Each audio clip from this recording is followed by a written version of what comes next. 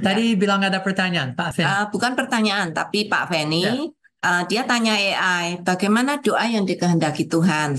Lalu AI jawab panjang sekali ya. Ya. Beberapa hal, doa yang tulus dan ikhlas, doa dengan iman yang kuat, doa dengan rasa syukur, doa dengan kerendahan hati, doa yang sesuai dengan kehendak Tuhan. Wow. Ya, dan saya akan jawab ke Pak Feni. Dengan kemampuan untuk tadi di awal mulai tanya diskusi dengan AI tentang doa, you sudah dapat seluruh presentasi ini dan waktu Zoom mati, diskusi lanjut, you akan belajar terus-menerus. Waktu saya ajar tentang AI dan pendidikan, satu harapan itu untuk flip classroom, membalikkan proses belajar. Dari awal, you sudah bisa tanya, bisa apapun yang diomong oleh Bu Yuli atau saya, dicek, tadi tentang content generation atau tentang prayer apps. Bagaimana untuk content generation dan AI untuk doa? Langsung tanya kepada AI seperti tadi atau pertanyaan atau komentar tadi. Apakah AI bisa berdoa? And berapa banyak pertanyaan etis, moral, atau issues yang tidak mungkin ada waktu saat ini. And lagi, tidak bisa untuk berdoa, tapi inovatif untuk proses berdoa. Lebih lagi, kalau mau sedang kumpul dengan teman-teman, bisa dipakai untuk mulai saja ayat tentang doa, dan kami akan mendiskusi. Saya tanya kepada AI, apakah 3 ayat tentang doa? Kasih saya pertanyaan diskusi, pertanyaan refleksi, dan pertanyaan aplikasi berdasar ayat itu. Dan sekarang dalam kelompok didiskusi, sekarang waktu akan berdoa, ada betul gizi dan daging daripada firman dan daripada diskusi dengan teman-teman yang jadi inti dari berdoa dan tidak hanya berdoa acak-acak untuk teman atau kucingnya. Alright, doa dan diskusi. Tadi ada pertanyaan lain? Ada komentar lain? Tidak, tetapi ini Pak Feni menanyakan bagaimana komentar Pak Max tentang gereja di Jerman yang seluruhnya dari awal sampai akhir termasuk doa itu dilakukan oleh AI. Menurut Bapak gimana? Itu terjadi Juni tahun yang lalu, tanggal 23, hampir 1 tahun yang lalu, persisnya. Dan actually, persisnya 1 tahun yang lalu, dalam konteks mereka setiap 2 tahun punya 100,000 plus orang yang datang untuk 4 hari yang ada ratusan seminars, conference, and topic, and salah satu 300 orang datang untuk dengar daripada teolog nama Jonas. Dia bikin dengan OpenAI, ChatGPT 3.5, satu khotbah termasuk liturgi, termasuk nyanyian, yang dipilih bukan bikin nyanyian tapi pilih nyanyian dan doa buka doa tutup dengan AI. Dia kasih prompt and sadar tidak sadar 95% daripada perkataan yang disampaikan adalah oleh AI. Avatar itu oleh AI sama dengan kabar malam yang ada avatar sekarang yang sampaikan kabar.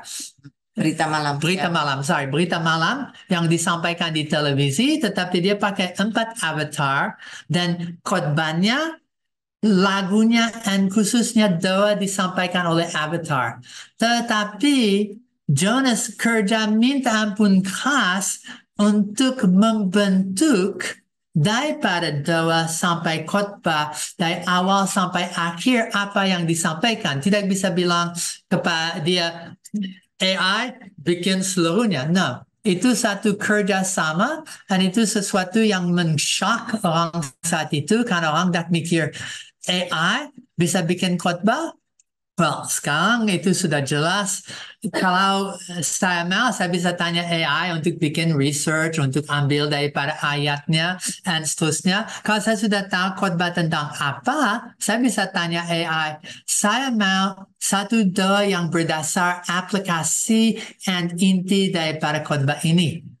Now, apakah itu lebih buruk daripada kalau Pak Jonas ambil daripada 1800 salah satu khotbah yang sudah disampaikan dalam bahasa Jerman dan dia kasih kepada 4 aktor dan dibilang oke, aktor pertama you baca doa ini and doa ini, aktor kedua you nyanyi lagu ini dan aktor ketiga you sampaikan yang khotbah. Jadi dia seperti sutradara di belakang itu. Nah, itu dia dengan hikmat dan tidak hanya acak-acak, dia kerja, dia bilang minta ampun keras untuk jadi sutradara, untuk AI bisa membentuk dan bisa mengatakan itu. Sama dengan doa. Waktu ada doa, kalau bikin doa bersama dengan AI, jangan just diterima, tapi sebagai sutradara, ini tidak dalam nama Yesus Kristus, atau nah ini tidak cocok, atau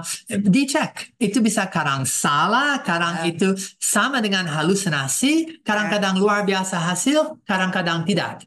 But yang sangat jelas, banyak orang khawatir dan salah mengerti Pak Jonas meng-outsource yang service gereja di Jerman itu. Tapi untuk menjawab itu terbalik. Dia pakai alat baru, cara baru untuk menyampaikan, itu menakutkan seorang, dan jelas kesannya tidak sama dengan ada manusia, tetapi sebagai satu eksperimen, dan khususnya saat itu dibilang satu eksperimen, hampir semua artikel lupa, tapi kami eksperimentasi untuk lihat apakah OpenAI bisa dipakai sebagai alat untuk mendukung dan menolong setiap proses sampai bikin satu service, service?